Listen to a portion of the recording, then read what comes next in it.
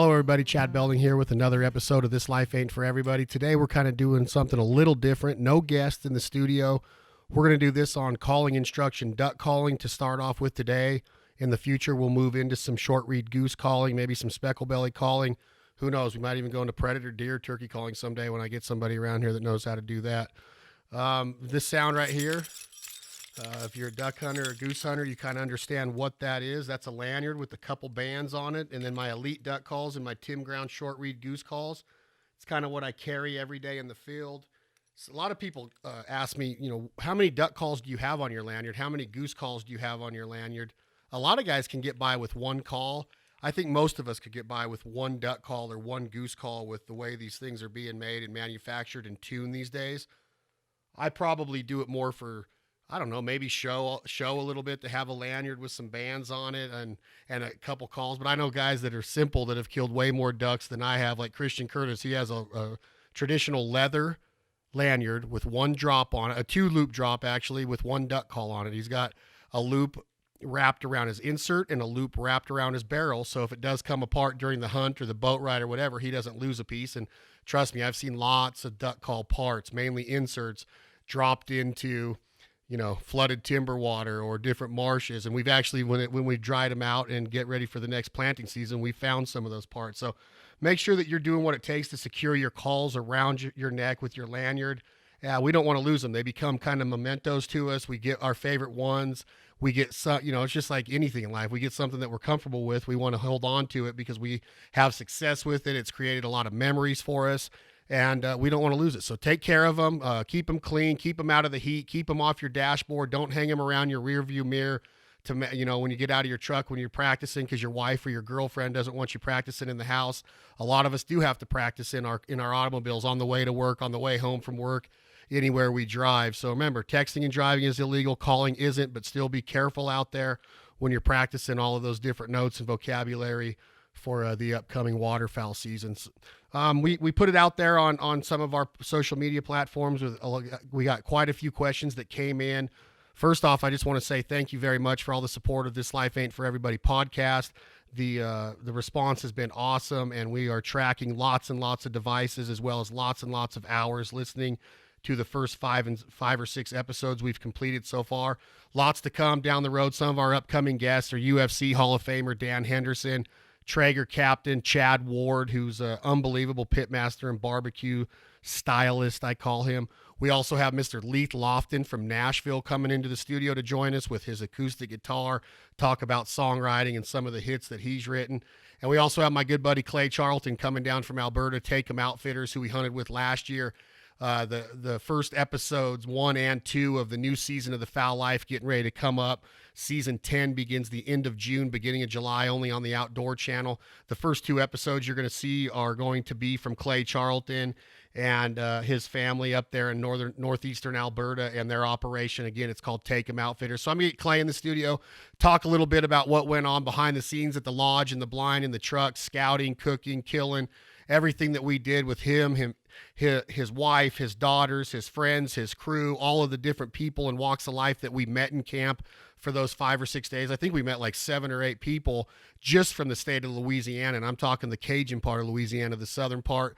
They cooked for us. We shared a lot of stories, and we're still in touch. So that's what Duck Camp does. We stress it here all the time. We text back and forth, talk back and forth, and already making plans and business endeavors and anything. Any door can open at Duck Camp, and that's why I think it's the greatest place on earth. So again, today, no guest. You got me the entire time. I tried to get my brother to come in here. I tried to get John David Stanley to come in here. I tried to get Dave to come back, guys that are proficient with a single read or double read duck call, and they're all tired of me. So I just want to talk a little bit about one of the main questions we get is call selection.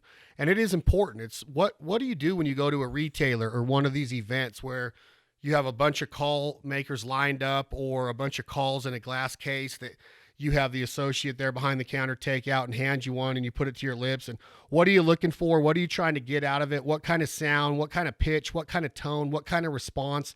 What's the value of that call, as far as we all know what the price range of a good acrylic or wood duck call is. But what do we look for in them? What do we value in them? Do we like a good grain wood? Do we like a nice polished acrylic or a marbled acrylic? Do we care about the band? Do we care about the aesthetics of the call, the engraving, the painting on the call, the name of the call? Does it really matter what the call is named? Some of them are tacky. Some of them are very witty and clever and creative. But when it comes down to it, what are you going to have on that lanyard in your hand when you see that flock of mallards or widgeon or pintail or whatever kind of puddle duck you're really going to call at? I know pintails you whistle at a bunch, and you can so on teal and widgeon as well. But, for the most part, a lot of us blow a hen mallard style, Arkansas style, J-frame style duck call. A lot of the single reed variety. Some of us are with the double reed. That's a big question in itself. And again, that comes down to choosing a call. If you're inexperienced and you haven't blown a duck call or ran a duck call or operated a duck call per se that much in your hunting career, do your due diligence, read the forums, the message boards. Obviously that's one way to do it. Go to these shows, go to contests, listen to the different calls and call makers. When I first started, I'd call guys like Tim Grounds or Fred Zink and different people in the duck call world like Joe Lairs or John Stevens, Jim Ronquest, and ask them questions and ask them to listen to my routine back then or how I sounded on a call. And most of them, all of them for that matter, were honest with me, and they tell me what I needed to change, what I needed to work on, whether it was my hand position, my back pressure, my mouth cavity, my tongue positioning, my diaphragm, the way I was starting the call down, the air in my diaphragm and bringing it up through my lungs and into my throat and into that muscle we call the larynx, that where it gains its heat, that hot air, like you're going to steam up your mom's window in a car and write your name when we were kids, or clean your sunglasses off. You know how we get the and they would say, hey, this is what you need to do to get that presentation of air better, because a lot of this has to do with that air presentation and how you present that air into the call. You don't grunt, you don't yell. There's not a lot of words, in my opinion, that you say. So it's going to be this series of podcasts that we do. I wanted it to be more of a Q&A. I don't want to go through an entire instructional deal. Instructionals are tough when you don't have a visual to accompany it. What I mean by that is if I'm telling you what to do with your hands and you can't see what I'm doing here in the studio, then it makes it a little bit more difficult for you to grasp onto that knowledge or information and use it to your advantage. So a lot of this is going to be, what do you want to talk about? What questions do you have? What can we do to help you? And if we can help you choose the right call, a lot of it I base on customer service, the way the call company, manufacturer, the guy that's at the shop, the owner of the company. A lot of these call companies are ran by the owner still. The way they treat you, the way they respond to you. Do they get back to you? Are they courteous to you? Do they care about your success and your sound and what you're doing with that call? And if they do, if they show interest in that, then yeah, man, I support those guys. And then obviously you want to look for the quality in the call or the product that they're putting out on the market. And how do you do that? What do you look for? Well, a lot of it comes down to what suits you. Excuse me, I had to get a little sip of my soda there. But what suits you and what feels good in your hand? What feels good on your lips? What sounds good when you put your call through it? Do you want to just blow the call and think that it sounds good? A lot of times you have to record yourself with an audio capturing device, go into a studio with soundproof walls. A lot of these guys that are tuning these calls are tuning them in soundproof booths or rooms to where they can make sure that sound is not being manipulated by anything. And when you're calling outside or calling in a close confined area like a truck that doesn't have the right padding on the walls like a soundproof booth does, then you can get, it can be manipulated and fool you a little bit. And if you're just blowing it and you're wondering, well, how does that sound? You can ask somebody, but you can also record it and run it back and listen to yourself and listen to your feed chatter and your separation calls and your greeters and your bouncers and your hens and all of the things that those sounds that make up that mallard, hen, duck vocabulary, or whatever kind of species you're trying to emulate. You can really gain a lot by listening to yourself. Another way is obviously go and listen to the live birds. You've heard that in a lot of instructionals. A lot of TV shows or DVDs back in the day would talk about going to the park or going out to a refuge or somewhere where there's a lot of puddle ducks around, and listen to the way they interact with each other, the way they respond to the birds in the air, the way the birds in the air respond to the birds on the ground or in the water. Once you really start dissecting it and breaking it down like a science, like you would with anything else, you can really start to become a perfectionist. And I think that's what our end goal is if we have an opportunity to go out and hunt and we have a chance to see a bunch of mallard ducks or whatever species, again, you're chasing that day, do it right. Like we say, I want that to I want it to come down to, man, we scouted hard, we worked hard, we had the right gear, we did our homework, we learned how to call, we trained our dogs right, we honed our shotgunning skills, our ammunition, our choke tube systems, our patterning, our decoy placement, our concealment. You start to become a perfectionist and really test yourself and the boundaries when you're a duck or goose hunter. And when they come in, yeah, you might get one to do it and shoot him and he's dead and the dog brings it back. But for the most part, were you set up in the right spot? Did they want to be where you want to be? And when they were there, were they responding to your call?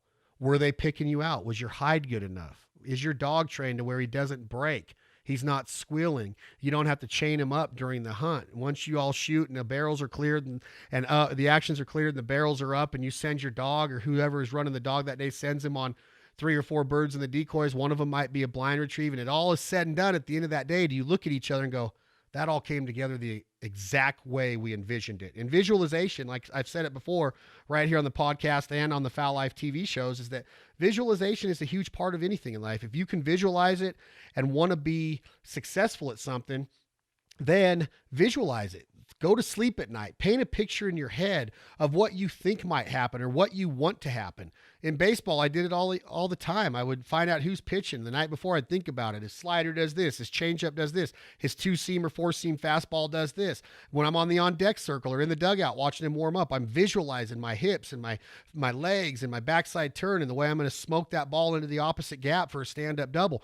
And, it's not always going to turn out that way, but if you visualize success, you can start to manage it and it'll start to happen more consistent, because through visualization, you're going to start putting together those little pieces of that puzzle that make up that big piece of puzzle that you call success. So in baseball, back to that analogy, is if you sacrifice bunt or steal a base or move a guy over into scoring position to get your team a run or get a run across the plate or take the lead in the later innings of a game, you're doing the little things. You're playing station to station baseball.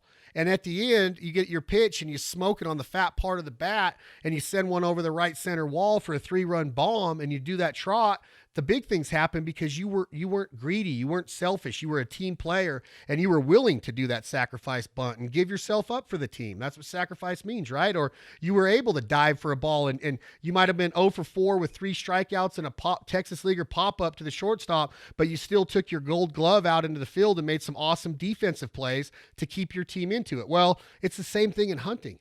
You might not always be success, but if you can visualize that and you got a team of guys out there working together for one common goal, and you don't call it winning in hunting. Hunting is not a competitive sport. We're not trying to be better than anybody else. We are trying to better ourselves every day and our skills and our approach and our ideologies and our mindset and our confidence and everything that makes up our mind when we go into being a hunter. But you might have a guy that's awesome with a jerk string or a flag when you're Canada goose hunting, and you got another guy that's great, has a great dog and he handles him, or you have some guys that are proficient on the calls and they're going to be the ones calling that day. You might have somebody that's in charge of calling the shot or setting up the decoy spread or picking the field or networking with the landowners. Everybody's working together, and at the end of it, you look at each other and go, we just had a great hunt. We might not have limited, but we had a few flocks do it right. They did it perfect, and it all came together because we worked hard as a unit. And to me, I think that's where you want to try to strive to get strive to get to that point in your career. And none of us are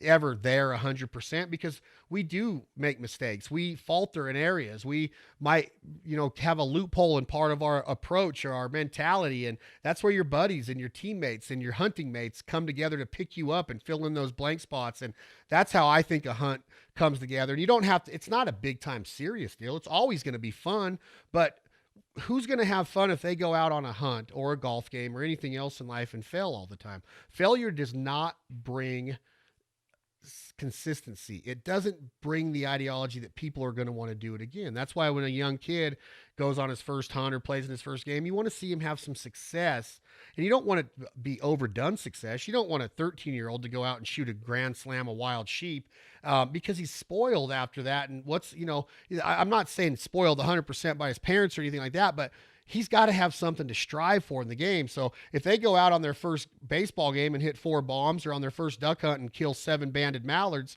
that were all bouncing over the spinning wings or right in your decoy spread because your approach was perfect, then they're spoiled. So it doesn't have to be perfect, But the success comes because those little things are taking place, and the harder we work at it, we're going to continue to get better and better and better. And that's why we always are looking forward to next season. You know, when that season ends, we can't wait for the next season to begin. So I could talk about the mental approach of hunting all day. Obviously, I said this was more about calling instruction, calling sampling for for single reed duck calls, things of that nature.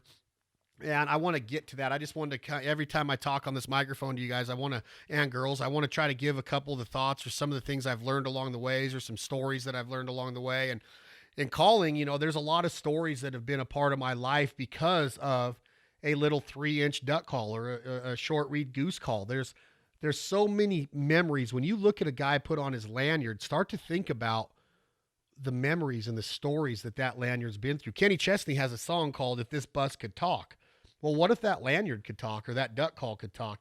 Kenny, when he writes that song, "If This Bus Could Talk," it's about being on the road and on tour, traveling across the world, in this country mainly, with his friends and his crew and his band and their loved ones and their families. And if that bus knew what was going on there at Fenway Park one night, before the show, after the show, post party, whatever it is, or the tire gets flat and they're in Omaha, outside of Omaha, traveling the I-80 corridor on their way to their next show. What if that bus could talk and tell the stories that Kenny doesn't tell in his songs or through his songwriting, or the songwriters that he associates himself with, like David Lee Murphy or whoever it might be? Well, what if that lanyard could talk? What if that duck club could talk? What if your dog could talk? Start thinking about things like that. And when a guy puts it on, it's a big part of who we are. Our lanyard and our calls on those drops, and maybe a few bands in there. We don't have to wrap our entire lanyard with a bunch of bands to show people, man, I'm a band killer. Nobody's a band killer. It's luck. There's some guys that scope them out and have good enough eyesight and vision to see them and shoot them. But that's, to me, is not what the banding initiative is about. So I never really put a whole bunch of wow factor into a band. A band is not important to me unless it's with the federal agencies that man those banding operations and initiatives, and we are doing what the banding initiative is about, and that's to better our resource of waterfowl and the migration and the routes and where they end up and why they end up there and how many do end up there. And if a duck's banded in Russia, will he ever be killed in America? And I think they have. Or if they're all banded, the bands that studies that go on are all over the country. And I know that we can sex a duck, age a duck. We can find out a lot of information from a duck or a goose band. And that, to me, is what it's about. And again, that's up for a totally different discussion. And that's probably not one that I want to have with myself right now. But that lanyard is so important to our physical makeup as a duck hunter. And I'm not saying it's for everybody, because some guys don't care about calling. But to me, calling is a very personal and intimate part of the hunt. And I wouldn't hunt a coyote or an elk or a goose or a duck or a turkey if I wasn't talking with them, conversing with them, having dictation with them, and figuring out what to say and when to say it and how loud or how low to say it, or when not to say anything at all. And that's, to me, is so intimate. And the intimacy that goes into conversing with the wild animal and getting him close and tricking him, partly because of decoys, partly because they can't see you because your hide's so good and your scout, you're where they want to be. But if you're calling and you're not scaring them away, then maybe you're doing something right. So let's all strive to be better callers. And that's kind of where I was going with this. It's not intended to be a duck calling 101 deal to where you have to listen to my style of calling. It's just more of the guys that follow us, the girls that follow us, our viewers from the Fowl Life, the guys that listen to This Life Ain't For Everybody, our social media fans and followers. We're humbled by all of it.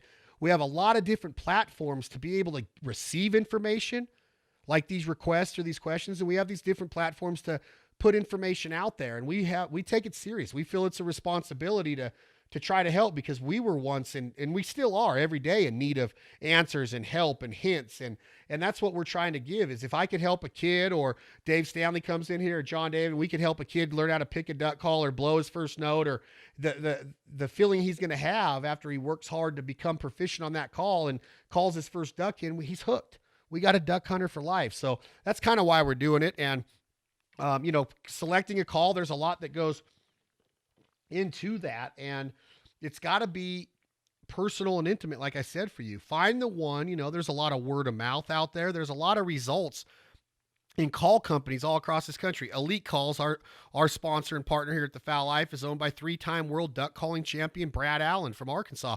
Well, Brad knows his way around a duck call. He's won the World Duck 3 times, and he has broken down and studied duck call and duck call construction and manufacturing and engineering, and he makes a good call. There's a lot of companies out there, including Rich and Tone, including Echo, Zinc, Lynch Mob, Tim Grounds, Joe Lairs. I can go on and on about the duck call companies that are out there. And I'm sure that everybody says, well, a lot of them are the same. And they are. They're based off of kind of the same design. But duck call manufacturers have different ways of doing things to make their calls more reliable, better handling, easier handling, more realistic, more authentic sounding to the animal you're trying to emulate again. So do what it takes for you to get out there. It might take you 10 or 12 of them. You might have some money invested in this until you find the 2 or 3 or that one that you want on your lanyard. You might be a competition caller that, hey, I compete for Rich and Tone, or I compete for Lynch Mob, or I compete for Echo, and I'm talking duck calls here. You might compete with their call and blow another one in the field that's from a different manufacturer. Or if you're a pro staffer or a team guy or an ambassador for one of these companies, maybe you blow their, operate their competition call that's got a bigger barrel and it's louder on stage. And then when you get in the blind, you have a couple different variations of some of the calls that they offer in their lineup. So do what's right for you. Take your time. You might have to buy 3 or 4 of these.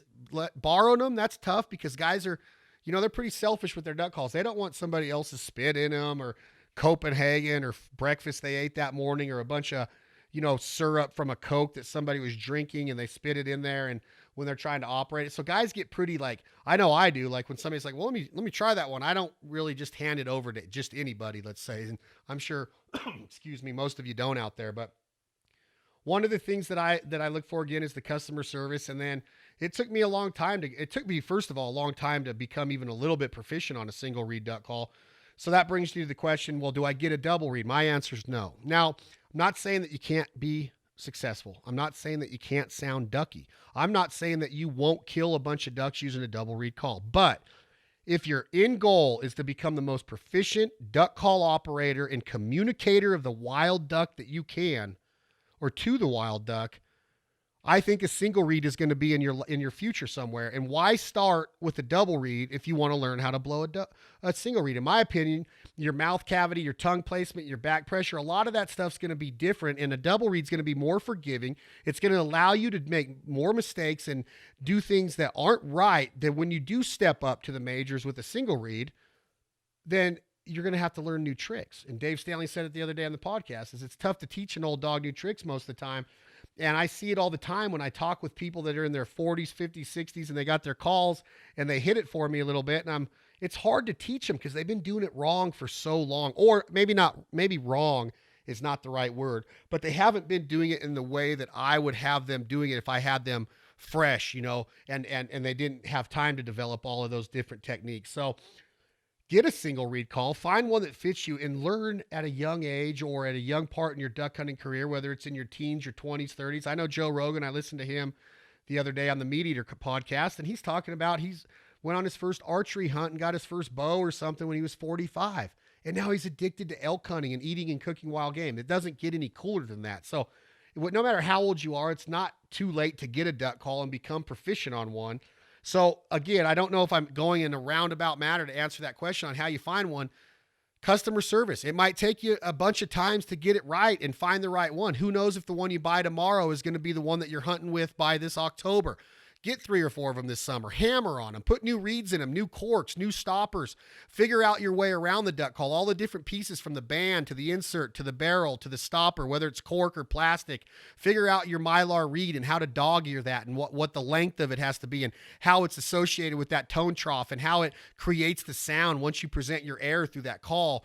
Become a master of it. Don't just settle for a spinning wing being turned on and you hitting a couple notes and a duck putting his feet down. Now, I'm not saying that's not awesome, But let's not settle for that. Let's learn how to talk and associate ourselves and communicate with these wild animals.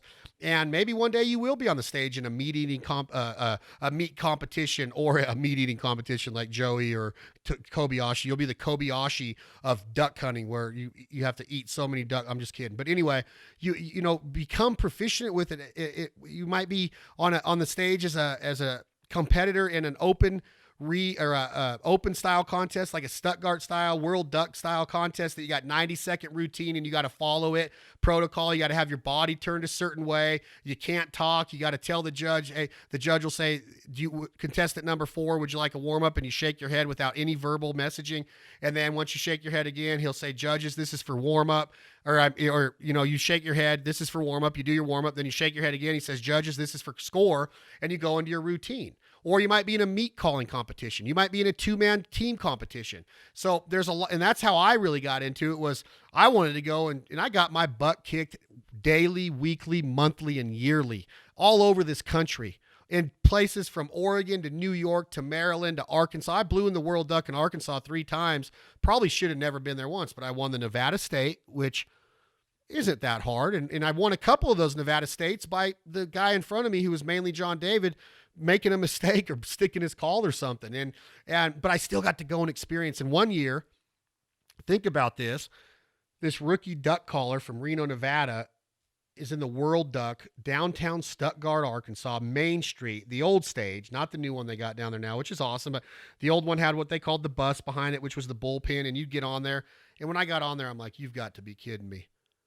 Jim Ronquist, John Stevens, Barney Califf, Buck Gardner, Brad Allen, and I get John David Stanley and Hunter Grounds and Kelly Powers and all these guys that you hear about, and the older time guys there like Johnny Mahfouz and Mike McLemore, who's passed away since, but his son Hunter and I still talk, and guys that you got to run into that were pioneers and trailblazers. Mr. Butch Rickenbach would be around, and I'm there.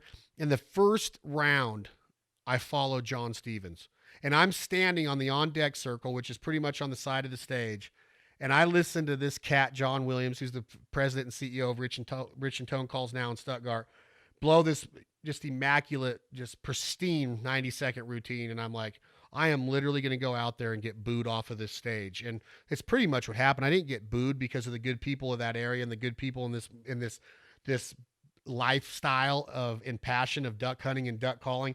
They were very nice to me, but I was just like, I'm never going to get there. And I think here I am, a few years later, a few different calls later, more contests under my belt, which I don't do that anymore, more time in the field. I think I would score better. I think I'd be closer to John. I'd still get wiped out by John's caliber, Jimbo's caliber, somebody like that. Trust me, they'd still wipe me out, the guys that are winning these contests consistently.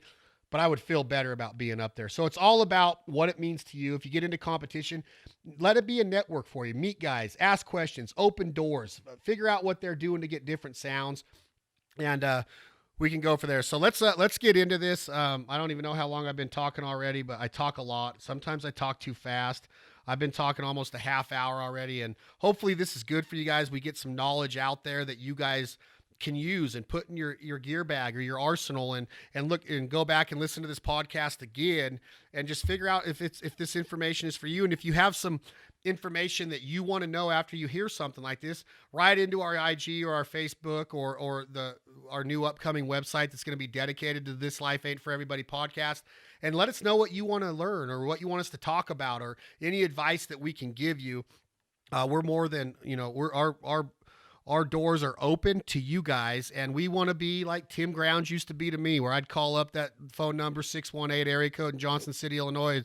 Hey, bub. And it would be an hour conversation about me asking Tim questions. And to this day, he still treats me like a friend and teaches me how to call. I love his calls. Absolutely the best short read goose calls ever made, in my opinion. And now his son Hunter is leading that company up. And I don't know if I've ever met anybody in my existence in this industry or in this lifestyle of hunting ducks and geese that can tune a short read goose call better than Hunter Grounds. The kid, he's not a kid anymore. When I was competing against him, he was 17 years old and would mop me up and embarrass the heck out of me. And I was hopeful I didn't have any family that day in the audience, because I'd have been hanging my head. But Hunter, kudos to you. And obviously that's a short read goose call.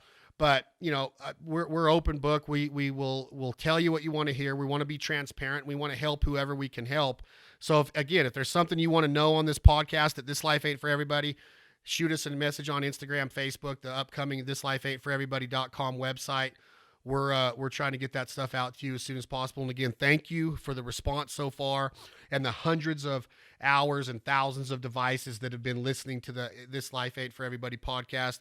And we got some good stuff coming your way. So let me grab one of these elite calls. I'm going to be blowing the cash on this.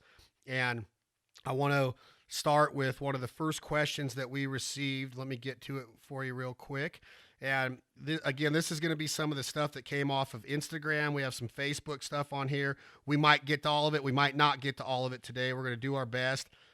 But the first one is, can you help me with my feed call, and how do you get it to sound so realistic? Well, first of all, I appreciate you saying that.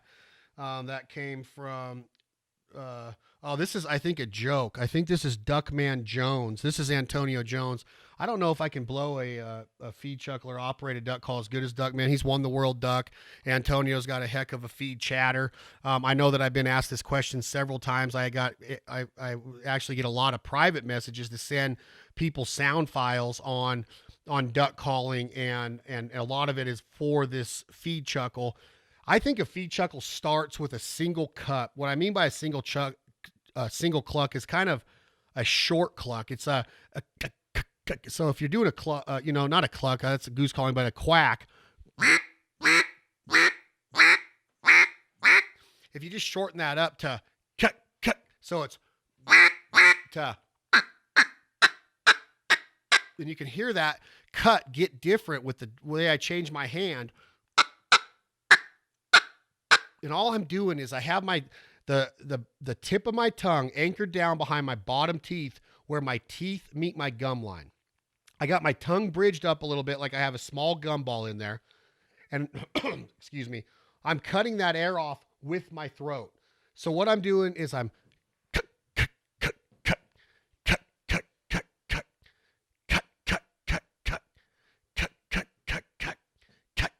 okay. So I'm not using my tongue on the roof of my mouth. I'm not using the tip of my tongue. I'm using the back of my mouth and the beginning of my throat to get that air cut off.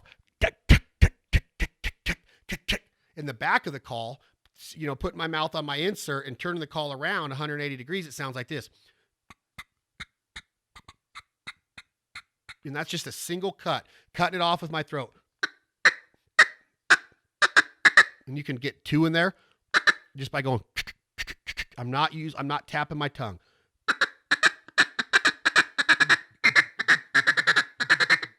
Okay, so that is the foundation of the beginning of that feed chuckle that a lot of people have asked me what I'm doing to get it. And I appreciate people saying it sounds realistic. I've worked on it hard. I'm nowhere near some of the guys like Keith Allen or Christian Curtis or Trey Crawford or Jim Ronquist, guys that just have sick. John David Stanley's feed chuckle is so sick. But that's kind of the basis of it.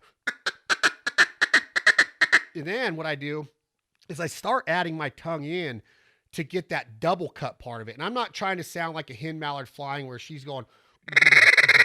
Okay, there's different ways to mix it up. That's kind of the basis of a double cut feed chuckle that we call it, or a separator call. But mixing in quacks and lonesome hens and then you start mixing in that double cut. And so what I'm doing is I'm raising my tongue a little bit off of that gum line behind my bottom teeth, and I'm kind of cutting the air off with my throat, and then it's getting cut off again in the front of my mouth by my tongue. So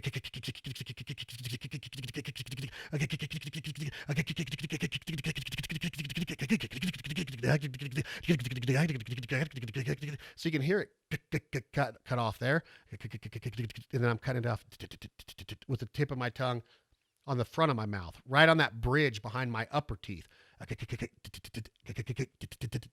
when you mix them together, and in the call, it starts to sound like this. A lot of these podcasts, again, guys, we don't edit a lot of them. It's just raw material. So once in a while, when you're blowing a call or you're talking a lot, you got to clear your throat. I apologize. Got to get some water inside of me. Probably a little dehydrated right now from the giant workout I did today. I'm trying to catch up with the physical specimen we call Tom Rashashine in our office. And he's laughing at me right now, but God, does he look good right now going into summer. So again, in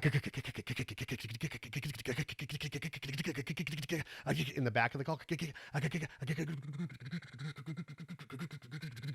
Okay, so I'm not going to add any lonesome hens. I'm not going to add any quacks right now. I'm just going to do a single cut, start with a single cut feed chuckle, and then move on to adding in that double cut. So it sounds a little something like this.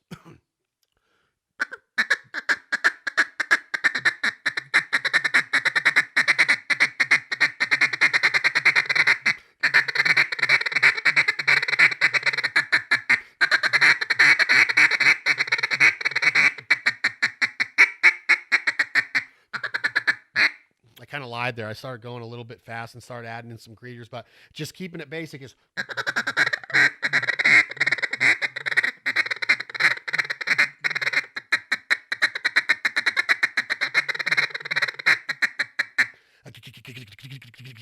Okay, then you can start adding quacks and lonesome hens and strings of greeters and.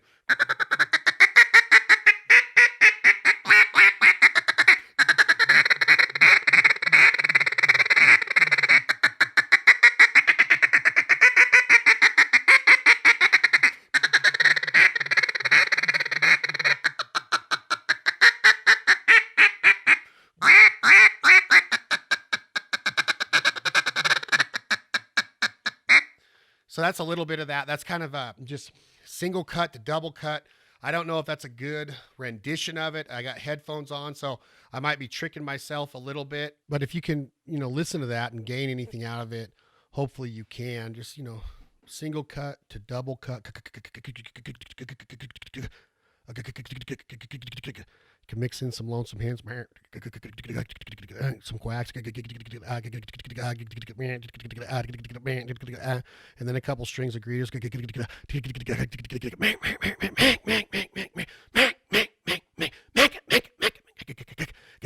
You're just trying to be realistic, like a flock of ducks on the water, and you don't need that all the time to kill ducks. But they asked the question about that feed chuckle, and Antonio Duckman Jones, you're welcome for that, pal. Appreciate the question there, guy. And hopefully we can teach some serious listeners out there. I don't know if Antonio listens to this or not. I hope he does. He'll probably learn some stuff. But if he doesn't, then that's okay too. But the rest of the duck calling population out there, maybe that'll help. And if you need more info on it, there's other guys in the industry that you can check with. I would recommend highly probably Jim Ronquest at this time with that feed chuckle. There's a lot of other good ones, but Jimbo's is awesome. John David Stanley's is awesome, like I said before. The next question was what they talk about a Tom, you said that, what was the guy's name? Do you remember who was asking about the bouncing hen? And again, the bouncing hen happens. It's a realistic sound. I don't know if a duck means to say it or do it, but might have a piece of rice or corn or something stuck in her gullet or her airflow pipes or diaphragm or in her different tubes in her body. But it's kind of like she gets stuck up a little bit and it's just or the bouncing hen is also with a feed chuckle. I don't know which one this fan or viewer, his name. Patrick Pinsky wanted to know about that bouncing hen. And I don't know if Patrick is talking about that one, that or the one mixed in with a feed chuckle that I do sometimes or Keith Allen made the refuge call, quote unquote refuge call. Keith at one time was known as the refuge man. Don't know if he still goes by that or not, but we call him Dub most of the time when we do talk to him. But it's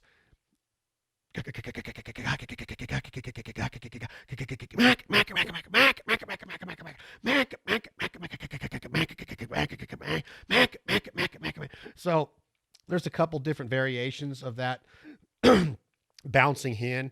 I'll do a couple of them that I know. Patrick, again, thank you for the question, but bouncing hen is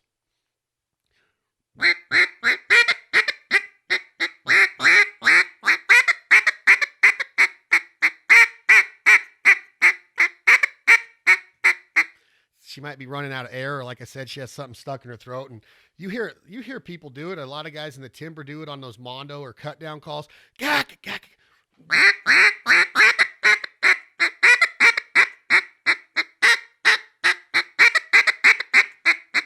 And then when I mix it in, or like Keith used to do, and I'm nowhere near what Keith Allen can do with it, but you can mix it in with a string of feed, chuckle, separating calls, hens, and lonesome hens, and quacks, and greeters, and it'll sound something like this, maybe.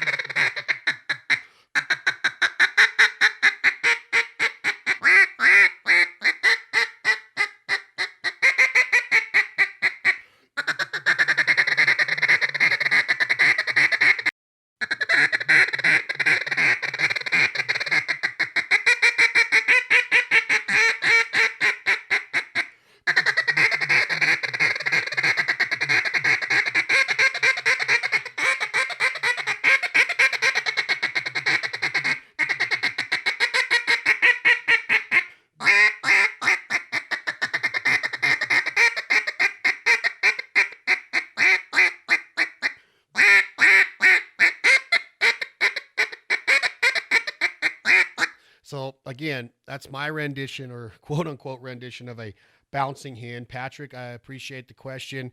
And we just had another question come in on another Facebook account. Tom, will you tell me that one again and who it was by?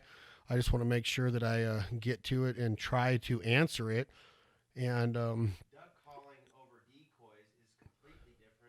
duck calling over decoys is completely different than a duck calling competition. You know that, right? I mean, you're a duck hunter. Who was that by? Nathan Bush. Chill out, guy. I mean, I'm just, I don't know if you're kind of saying that I don't know that, or you assume I don't know that, but yes, Nathan, I appreciate it. I do know that, and I think that, um, you know, competition calling is awesome. It does serve a place. It, like I said, it opens up a lot of doors and network, and gets you around the industry more. It fills your off season more. And it keeps you competitive. It keeps that competitive spirit alive. There's a lot at one time, and I think there still is, quite a bit of money in it, prizes, and a chance to tour the country, meet new friends, go to Stuttgart if you're lucky enough to qualify for the World Duck, or Easton, Maryland if you want to go blow in the operate your call and compete in the World Goose. But there's competitions, regionals and state and local competitions all over the country. They're fun. It's a fun way to spend a Saturday or a Sunday or a weekend. I know Rogers in Kansas City has a huge calling event. Max Prairie Wings has calling events. There's retailers and dealers all over the country, as well as private organizations like Washington Waterfowl or California Waterfowl that are putting these on and keeping people interested in the outdoors. And calling and competition calling is another way to do that. What was his name again, Tom? Nathan. So, yeah, Nathan, I know what you mean, buddy, and I appreciate the time you took to type that up on your Facebook Messenger there. And there is a difference, but most guys that I've seen operate a call that are proficient on stage are, they're proficient duck call operators. And then it comes down to, can you read the body language of the duck? Are your instincts, legit to be able to, know when to call or when to be quiet, or when to hit them and when not to hit them, or what to hit them with, and when to stand on your first note. But again, training and practicing for upcoming competitions, or if you do 1 or 15 a year, whatever it is, yes, it keeps you in the game. It creates dexterity in your tongue, which, as they say, is the strongest muscle in your body. And tongue dexterity is everything in calling, and it strengthens my lung capacity, and air capacity is so much stronger since I really started operating duck calls and short reed goose calls, duck goose, whatever that meant. But it helps in a lot of factors, and again, it keeps that competitive spirit alive. But yes, you don't go into a duck blind and wail on a high ball like you open up your Stuttgart World Championship duck calling routine with. I understand that, and I completely get what you're saying, Nathan, and I'm glad you brought it up. And again, the stuff that I was just doing on that bouncing hen and those cadences where I'm running all those greeters and lonesome hens and quacks and feed chuckle and double cut feed chuckle, and then that bouncing hen and the squeals and all that, I don't necessarily do that in the duck blind. Sometimes I do. If I think it's warranted and they're not really paying attention, I want to try something new. I might try something to spark something in their ears or tickle their ears a little bit to get them to turn and come check out the decoy spread and get shot at or shot with our Benellis. But that's one of them deals. And again, Nathan, I appreciate it, but being a competition caller doesn't mean that you're going to be a terrible duck caller in the blind, and being a terrible duck caller in the duck blind doesn't mean that you can't become a proficient contest caller someday, or vice versa, or whatever I'm trying to say. Just do what you want to do, what makes you happy. And if you're a competition caller, I know you're going to learn the disciplines of a duck call, and that's what counts, and that's what it did for me. And practicing and wanting to win, those are some of the reasons why, myself and other people were competitors or traveled the circuit, kind of like a rodeo cowboy, like old Lane Frost and Tuff Hedeman did back in the day. They made that movie 8 Seconds. But those guys, they travel circuits, and it creates memories and creates camaraderie and stories and life on the road. And being a duck caller, you can have life on the road. Every Thursday you leave and get ready to compete on a Friday, Saturday, Sunday, or leave on a Friday and compete Saturday, Sunday, and hopefully bring home that check like one of those big Happy Gilmore.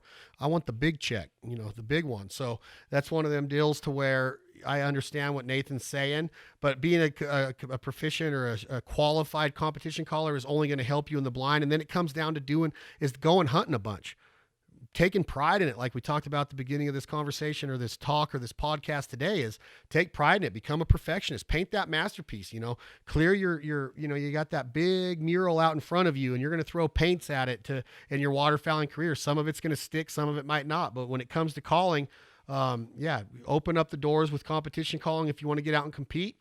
If you don't want to compete, go watch a couple of them. Talk to the competition callers. But I'll tell you one thing's for sure. When you're sitting back in that bullpen and you're drawing a pill and you're getting ready to go up on that stage and you're on deck, or you've been practicing the last month for this one competition, like the IWA or the US Open or the International back in the day, or the Worlds or whatever it was, or Oregon Waterfowl. Well, it didn't matter what it was. It could have been $400 first place prize. You still want to go up there and put it to them.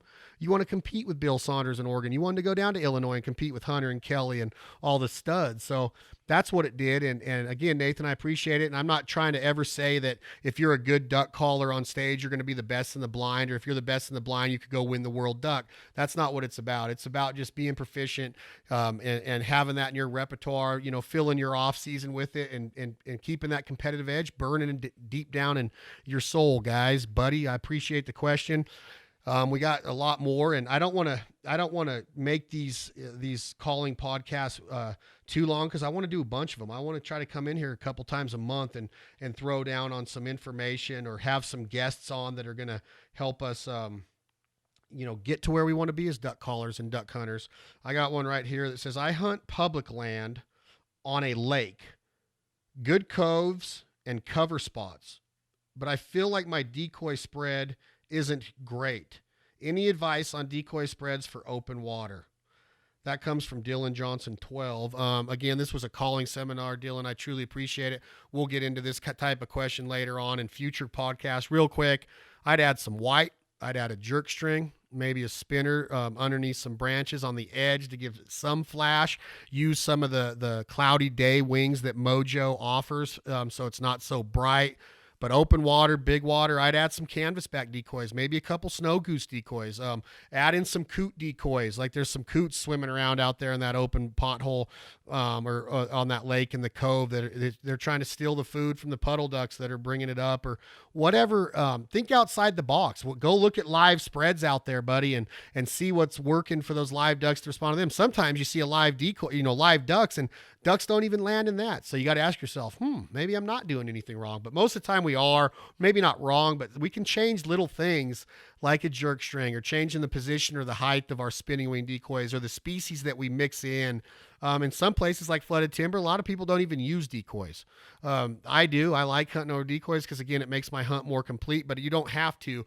Out on big water like you're talking about on that lake or in those coves, buddy, just mix it up. Add in some brighter colors like some sprig decoys, canvasback, something with white. Greenhead Gear from Avery Outdoors has some awesome diver packages that you could add into your mallard widgeon mix. I don't know where you're hunting, what state or what species you're targeting, but hopefully that helps in a quick matter, because we want to get back to the calling. I have one here from Sprig21. My name is Adam. I live and hunt in Southern California. Nice, buddy. Down there by the Salton Sea or Long Beach or where you're talking about. I typically hunt a California refuge near the Salton Sea. Oh, I didn't even know that, and I just read it. Sorry about that, buddy. The refuge, let me start over. I was being annoying. My name is Adam. I live and hunt in Southern California. I typically hunt a California refuge near the Salton Sea. The refuge gets tons of pressure, though, throughout the season, and most of the time I won't bother calling because everyone else on the refuge is calling excessively. So my question is, should I don't see the rest of the question. I don't see it. I assume you're saying, should I stop calling? Usually on here it would say more or something. I apologize, buddy, but it cut it off. Should I stop calling or should I not call at all? Do I call once in a while? What do I do? Some of the things I would do down there in that part of the country is I would become as proficient as heck on a mallard call, a mallard hen call, single reed call. If hunting the Salton Sea, you want some volume, I'd use a single reed for sure, something with a little bit more open barrel for an open water style call. I would become proficient. I would become very proficient with separation calls and some stuff that you can run together, like those feed chuckles and those quacks and those lonesome hinges, that stuff again. I wouldn't, per se do a high ball or get their attention, but what I'm saying is don't be afraid to use your hen mallard call for the ducks in the Salton Sea. I know you get a lot of different species down there, plus divers, but don't be afraid to go get a pintail whistle, a widgeon whistle, a Drake mallard whistle, something that you can be different or have on your lanyard and in your arsenal and repertoire Christian Curtis is one of the best single reed duck caller operators I've ever had. He's responsible for the Real Timbre series that later on was added to the Rich and Tone line as their timber call. And then he makes some custom calls to this day that are just sick, and he can run a call. And a lot of the times we get in the blind, he pulls out a wooden pintail whistle. Just to be different, just to mix it up. He's so humble, he doesn't have to show off on a mallard call and act like he's on stage or so. There I go, relating blind calling to stage calling again. Sorry, Nathan. But, he pulls out that pintail whistle, adds realism to the spread. We're out down there in Louisiana at honey break, and me and Drew are hammering on the mallard calls here and there, and then Drew will pick up his duck commander mallard whistle, mallard Drake whistle, grunt whistle, and then Christian's got that kind of that trombone looking pintail whistle that he can change pitches on it, do widgeon and teal, and we have widgeon and teal and pintail decoys in our spread. So why not make those come alive too? So hopefully that helps you a little bit, buddy. Maybe not just rely on a hen mallard call of the single reed or double reed style, but go out and get a widgeon whistle. I know that Mickey Sasso at Wingsetter Calls in California for years, he drove a heck of a business with that little whistle, and I know they still sell them. I don't know who owns it. Mickey might. I think it was Mickey Sasso that owned that company. But yeah, I'm pretty sure it was, and he was awesome. He was a big help in a lot of ways for kids and conservation and duck hunting in the Pacific Flyway and mainly the state of California. But go out and get a whistle that emulates that teal, that widgeon, that pintail. Do a diver call. Mix it up with some canvasback decoys in there, like I just said on my question before about hunting on that cove and that lake. Change up your decoy spread. Add some white to it. Make sure your hide's good, and make sure you're scouting that part of the Salton Sea and that you're where the ducks want to be. There might be different feed in different parts depending on what the tide is. Different coves might have or different beach lines or shorelines might have different food sources. They are diver ducks more prevalent in that area? Are puddle ducks feeding there in the shallow waters? Add some butts up feeders from Greenhead Gear in there. But just mix it up. Think outside the box, man. Be clever and just be different. And look what your competition's doing, or go to the local sporting goods store and find out what's going on and how people are getting some success to come their way. But I think some of that might help you, buddy. Again, I appreciate that question. Where do I get the podcast? Great question. Tom, will you come over here and help me answer where guys can sign up and find out our information on This Life Ain't For Everybody. We've been trying to explain that theme for several podcast episodes so far, and this life isn't for everybody. It ain't for everybody, man. But neither is your life. I don't care if you're a janitor, a bus driver, a surgeon, or one of our national heroes that fight in the military to preserve our freedoms and fight for our freedoms and rights to be a hunter and have the Second Amendment in our Constitution. We know that everybody lives a different life, and we want to bring everybody together and learn stories and learn about what's going on out there and tell stories. And I can't wait to have some of our upcoming guests in here. I mean, can you imagine having old Leith Lofton, the boss man himself, Hoss, with his guitar, his acoustic guitar, Betsy sitting here on his lap, and having me just ask him about how he came up with some of the lyrics and some of his songs, like Wingman or Money All Gone or 50 Years Too Late with him and our good buddy Drake White wrote it. I mean, there's just so much out there in America and within the walls of duck hunting or other sports or other activities or other hobbies or other lifestyles or other neighborhoods and communities across the country, other brands and businesses. We want to learn from a whole slew of people. So we're not going to stop. We won't stop. We can't stop. My man Tom Rashashin is sitting across from me to help us all get a better understanding of where we can all find This Life Ain't For Everybody podcast, where we can download it, where we can subscribe to it, and upcoming, Tom, where are they going to be able to get information on this awesome podcast that we do here on a weekly or a couple times a week basis, buddy? All right, so yeah, podcasts tend to be a little bit of a mystery for some, but we are available on iTunes podcast, and also Google Play offers a podcast version of This Life Ain't For Everybody. But if you go to thislifeaintforeverybody.com, you'll be able to find all the links and a little background story to some of the podcasts that we have going on. So that was thislifeaintforeverybody.com. That's correct. And that's our new website launching when, or is it live?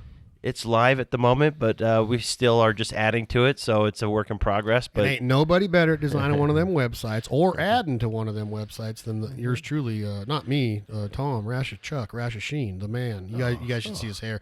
You look like Kurt Russell, dude. Just a lady's dream. It's the hair is a work in progress as well, as long with the website.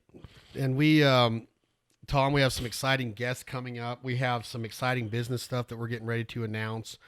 We have some great co-branding initiatives getting ready and sweepstakes with our partners getting ready that we're getting ready to announce.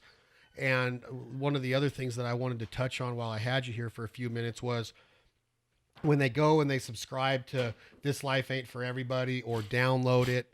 You don't have to download it necessarily. You can just listen to it. It's cool to download it though, because then when you don't have cell service or Wi-Fi, you can still listen to it, right? That's correct. Yeah, you can do the pre-download, and so when you're on the road driving around and you run out of the cell service, you can have it already preloaded on your phone. And I also forgot to mention also on thefoullife.com and also on thislifeaintforeverybody.com, you'll be able to sign up for the email blast, and whenever new podcasts are uploaded, we'll also be sending out emails to alert you guys on some of the upcoming stuff.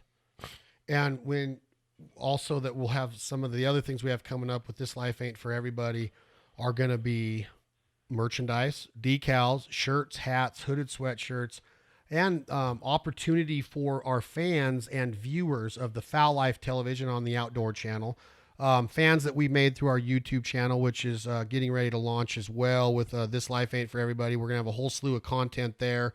Our social media platforms at The Foul Life TV, Dead Dog Walking, This Life Ain't For Everybody, soon to be This Life Ain't For Everybody, as well as a few other ones we have coming up. There's going to be a lot of content available, but with the podcast, we're going to actually bring some fans on, some different walks of life that we meet out there on the back roads over the highways of America that we've met in great duck hunting, goose hunting destinations across our country. We want to get some of our fans on here, and we're going to be in the studio here with a lot of our different sponsors, or what we like to call our partners in this industry. And we have representation from Benelli, Federal Black Cloud, Savage Rifles, Mr. Terry Denman himself from Mojo, Louisiana, Monroe, Louisiana, is going to come join us on the podcast, as well as the guys I mentioned before, Tom, with, Leith. You've hung with Chad Ward from Traeger. I mean, how awesome is it going to be to have not just Chad Ward in the studio, but the aroma that's going to be circulating through the studio with all those Traegers lit up that day on May 11th, huh? Yeah, I feel jealous for your neighbors are going to be pretty jealous, I believe. It's going to be a great couple days with those guys in camp. Yeah, and Tom is very responsible in case you guys don't follow Tom on Instagram. It's is it T Rashashin? Yeah, T Rashashin. Good luck spelling that. RASSUCHINE, correct? Ooh, wow, yeah, well, that's it. That's from paychecks, like millions of paychecks over the last 5 or 6 years. T. Ratchasheen, which I will say today, I've said it hundreds of times, and I will go to my grave saying it, that he is absolutely, without question, the best photographer in the outdoor industry. And I know there's pics out there that you guys have or that you mess with, but my personal opinion, it's not proven.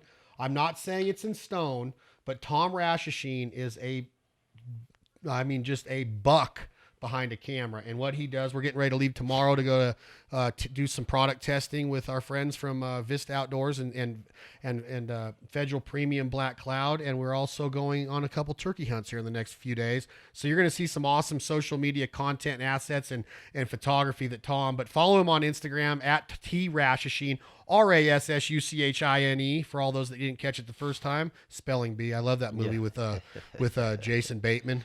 I think it's called Nasty Words or Dirty Words. You got to see it if you haven't seen it on Netflix. Get Dirty Words with Jason Bateman. When he's like 40 years old, he finds a loophole in the spelling bee, the National Spelling Bee Championships, to where he can go compete as a 40-year-old, and he's competing against all these 10 and 12. It's awesome, dude. But look up T. Ratchasheen and follow him. He's got an awesome life with skiing and photography and his outdoor lifestyle that he lives with his wife Christy and their two beautiful daughters. But Tom, we appreciate that. Be looking for more coming up. I'm going to answer a few more questions, guys, and then I'm going to stop this one. That's what's cool about having a podcast, is that they don't have to be a certain length. You don't have to do a certain amount of them every week. We don't follow guidelines, but we have so much pride in it. We do want to get the content out there. We want to make sure that we are telling this story, showing this lifestyle, promoting and bragging about this lifestyle, not bragging about what we've accomplished or how good we are at anything. It doesn't mean about that. We brag about this outdoor conservation, duck hunting, turkey hunting, deer hunting, goose hunting. It doesn't matter. Predator hunting, fishing, lifestyle. But the outdoors are so much more than that, man. You guys follow Red Bull on Instagram and see what these extreme skaters and snowboarders and bike riders and cliff jumpers, and there's so much stuff going on in this world that you just look at what I do and I'm just like, oh man, I'm not accomplishing anything. And that's why this life ain't for everybody. Let's find out what's going on out there. There's so much cool that goes on in the outdoors, and we want to hear about it. So this podcast is never going to be just about duck hunting or goose hunting or duck calling or goose calling or anything that has to do with hunting. As a matter of fact, we're going to do Traeger, podcast about cooking and grilling and recipes. And we're going to do things with other sports and activities and passions and that road of life. It might be a Dick CPEC tires representation of the Baja 500 that we're going to talk about. And there's a lot of crossover there too, guys. We got Scotty Lego coming in to do the podcast soon from New Hampshire. And he's a bronze medal winner in the Olympics in snowboarding. He won the bronze in the Olympics and the silver in the X Games. And he's a hunter. He's an NRA member. He's a second right promoter, a Second Amendment supporter. And so with all that said and done, we want to have fun with it. And I got off base there a little bit, but I wanted to make sure that we answered that question on how you can find the podcast. And I'm going to answer one more question about calling, and we will come back to the rest of these when I get back from my little snow goose and turkey expedition I'm getting ready to kick off on. And so let me just go with one here real quick. Date and time, this next podcast. We have one that launched yesterday with Mr. Dave Stanley here at This Life Ain't For Everybody. That's episode 6. This one will be up here in the next couple days, or maybe by tonight, or maybe tomorrow. I don't know exactly. That was for Dylan Johnson 12 again. We got questions coming in on this duck calling. I'm just going to pick one more. Bobby says, from Canada, says, is it harder to master the duck call or the goose call? They're both tough. I'd say the vocabulary of the Canada goose is more in depth. There's more to say. There's a lot more sentences that you can run on together with a Canada goose call or the Canada goose vocabulary. But the mallard duck is hard to master. I don't know if anybody's ever mastered it. There are some guys that have. I sure as heck haven't, but and one day I hope to get closer. But I appreciate that question. Mr. Who was that? That was Mr. Grouseman _Grouse. I appreciate that. His name's Bobby from Canada. I don't know which one's harder to do, Bobby. I don't know which one's harder to master. They're both tough to get proficient with. But again, it's all about practicing in the off season, finding that call that fits you, and listening to live birds, listening to competition callers, listening to yourself on a playback or audio recording device,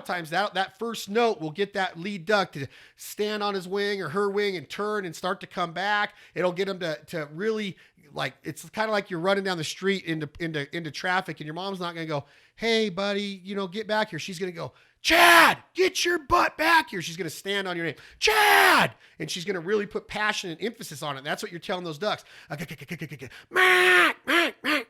Whoa, where are y'all going? Come back. It's a party over here. Birds of a feather flock together, right? In some instances. Sometimes I think Canada geese don't, but mallard ducks, they party on, man. They're greedy and they're selfish, and they want to be the first to feed, like snow geese. You ever watch live ducks on a dry corn feed? They're jumping over each other, running into each other, flapping each other in the beaks with their wings, sticking their tail feathers and their buttocks in each other's face, and they're just real greedy, stingy, rude animals. But to get to what he's saying is a very good question. Again, I'm hoping I'm answering it, but it's one of those things to where you stand on that first note, sometimes get their attention, go back to feed, chuckle, and just mix it up. But you can't really answer that question until I'm in that hunt with you, buddy. I can't really say, well, this is what you do when, or there's an exact time to do it, because I don't know exactly, what you're seeing out there or what you're trying to do. He says, have some birds committed and then other birds flying away. Kind of what I just said. And I got that from Mr. Keith Baker Foul Life 10's question. And it's an awesome question, but it's just, I'm working these ducks. There's 7 or 8 of them.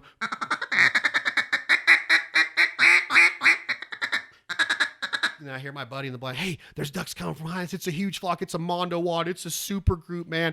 Let's get these ducks. So they go over our heads. So maybe, self-consciously, I just forget about those 7 or 8 that we're working, because we want to light 200-300 of them in the pocket, right? Or it's a timber hole, or it's a dry cornfield, or it's an oxbow or a river on the Missouri when the mallards are in there, and you're on your big boat blind and you're cooking breakfast, and all of a sudden you hear, and you look up and there's 100 of them going over your head.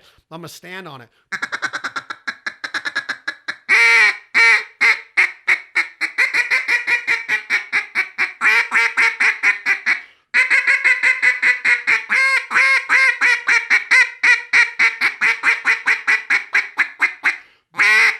Finally, they break down and they turn a little bit. Now they're interested. We got them.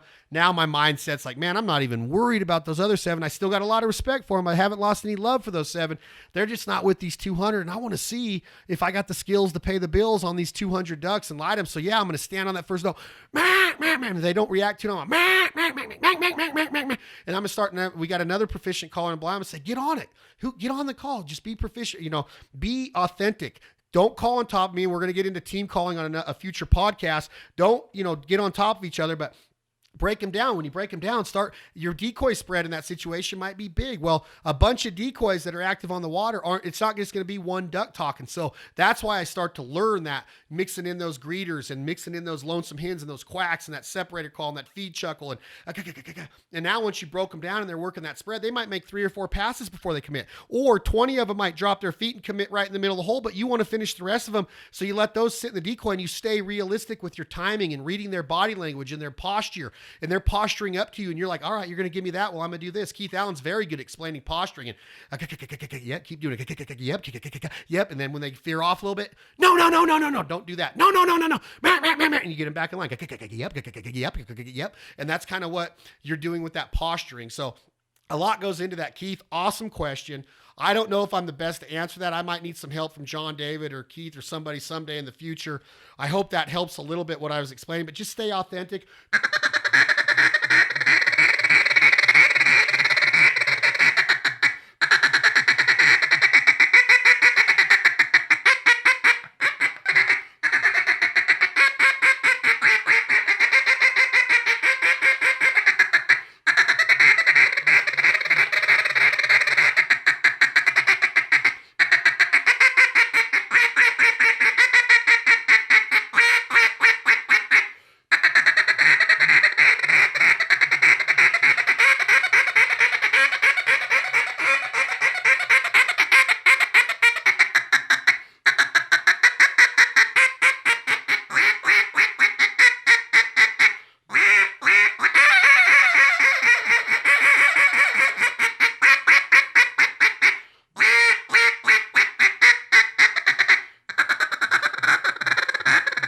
Now, this is the time when Mr. Leithlothen starts singing When the Money, what you gonna do when the money's all gone? Stay authentic, guys. Stay after it. Practice that. I hope I answered some questions. I truly appreciate the support. I truly appreciate all you viewers and customers of Bandit and Avery and Green Headgear and Avery Sporting Dog.